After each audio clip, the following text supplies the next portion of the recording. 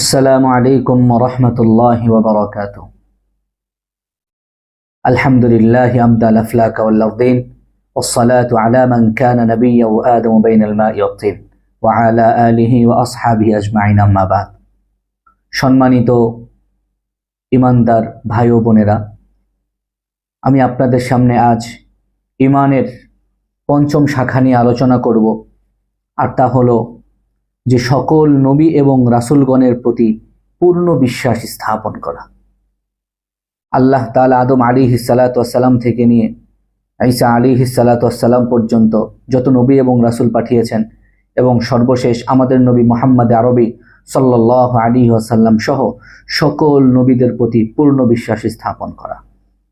আমরা যেমন আমাদের নবী মুহাম্মদ আরবি সাল্লাল্লাহু আলাইহি ওয়াসাল্লামের উপর পূর্ণ বিশ্বাস স্থাপন করেছি, ঠিক অনুরূপভাবেই আল্লাহ তাআলার অন্য সকল যত নবী এবং রসুলগণ আল্লাহ তাআলা প্রেরণ করেছেন, সমস্ত নবী এবং রসুলগণের প্রতি আমাদের নবীর প্রতি আমরা যেমন বিশ্বাস স্থাপন করেছি, ঠিক অনুরূপভাবে তাদের প্রতিও আমাদের ঈমান এবং বিশ্বাস স্থাপন করতে হবে।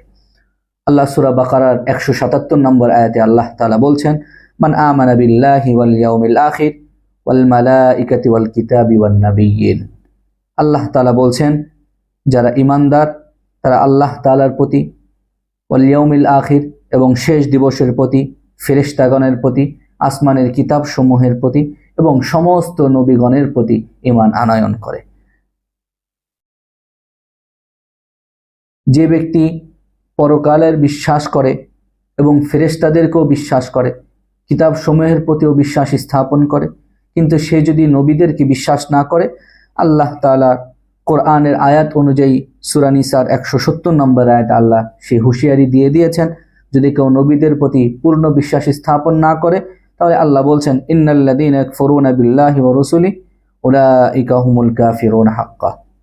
আল্লাহ বলছেন, যারা আল্লাহ তাআলাকে এবং তার রসুলগণকে অস্বীকার করবে, উলাইকা হুমুল কাফিরুন হাক্কা, তারা প্রকৃতপক্ষে কাফের হয়ে যাবে।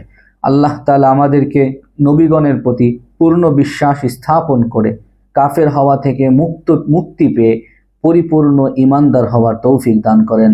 ওয়া আখিরু দাওয়ানা আলহামদুলিল্লাহি রাব্বিল আলামিন। আসসালামু আলাইকুম ওয়া রাহমাতুল্লাহি ওয়া বারাকাতুহু।